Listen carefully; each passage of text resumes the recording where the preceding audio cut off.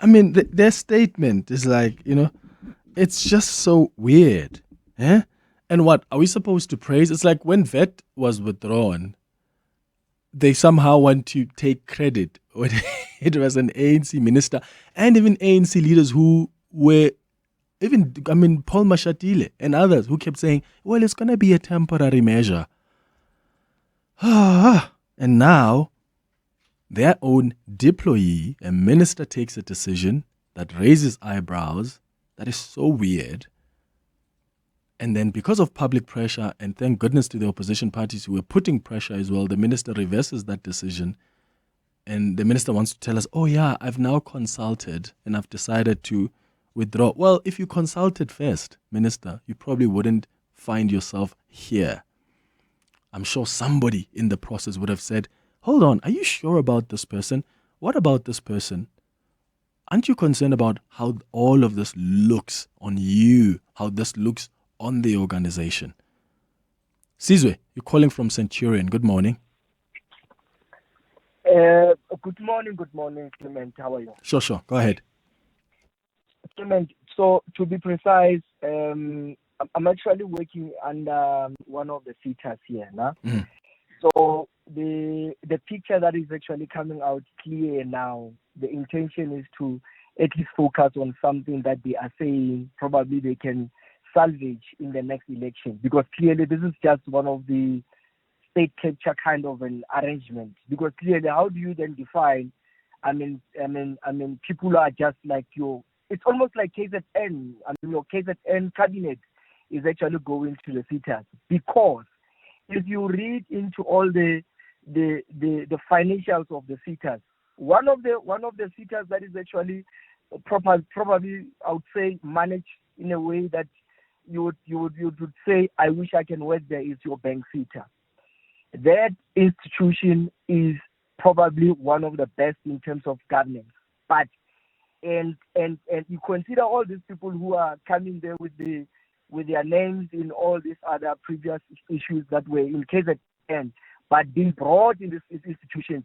Definitely the intention is clear that in the next election, they must have resources that will benefit the ANC. They must have their hands in a way they will make sure that all those resources, they will make sure that anything that has to talk to the next election is actually their beneficial. So these people, definitely something has to be done. It has to be done. These people must just go off our face. All right, Caesar in Centurion, thank you for your thoughts. Mushere, you're in Pretoria West. What are your thoughts? Hi. Correct. Clement, look, man, I hear you about the MK. Of course, indirectly, I'm saying that MK is also playing part. Look, previously where ANC had the numbers, of course, we have the opposition in parliament or with portfolio committees where they will argue about the matter, where they will eventually forced to go to court because ANC had the numbers.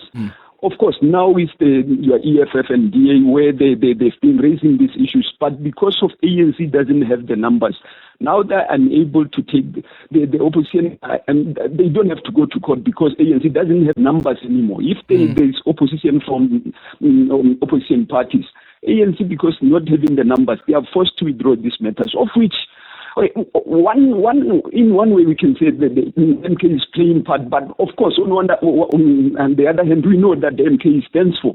But by reducing the numbers of the ANC, they also playing part, even if they don't raise these matters in parliament. But of course the EFF and the DA, they're much vocal and they're helping in order to reverse this decision. Okay, so previously. Okay, Michelle, wait. MK party did well at the elections, right? Correct. We gave them credit for that. I get it. They did well course. Because how they performed actually pushed the ANC below 50%, right? Definitely. That's not enough. As an official opposition party, you don't claim for the next 5 years before the next elections that, but I pushed the ANC below 50% and therefore my job is done. That's not how it works. You go to parliament. That's not what I'm saying. So you go to parliament and you argue things and you hold the executive accountable. So a simple question is, let's forget the elections because we've given them credit for that. That's amazing what they did in their performance. I'm asking directly right now, what did they do to put pressure on this minister as we speak this week before the minister made the reversal? What did the MK party do? Clement, I agree fully with you, but we cannot reduce what the MK has done in order to put us in this position. I fully agree with you. Now they didn't do it, but because of the numbers, ANC is unable to take matters where we'll see the opposition. Yes, but we're done with that, remember? We've given credit for that. So I'm saying park that. Let's talk about this week. What did they do this week? Clement, look, history is what informs us going forward. If we fail to acknowledge that only looking at the current state, we will be failing us. We have to look back in order to progress. That's what I'm saying. Yes, we've looked back. So I said we've given them credit there. They've pushed down the ANC. I'm asking now about this week. Please indulge me for this week. What did they do as the official opposition party to hold the executive accountable on this matter? Did they do anything? They didn't raise the issue, but my point, Clement, is just to say that they also play in part in order for us to move forward. Okay. So they didn't raise any issue this week. I hear what you say about the elections. I agree with you. This week, nothing. They want to claim victory. They're saying that, the minister is reversing because of us. Please, that's not true. They didn't do anything. The DA is the one that first even wrote and said, hey, something is weird here. And then the EFF on Wednesday was trying to push for accountability in Parliament before Sihlelonzi was kicked out.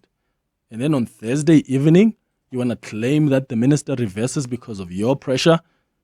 Oh, please. Your voice. Your station.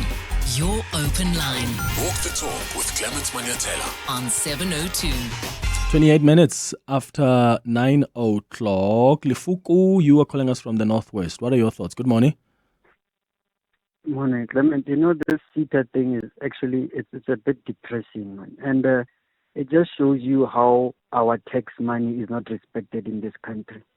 And one of the things that give me sleepless nights when I Clement, it's this NHI single point of failure that could collapse our entire healthcare with these comrades.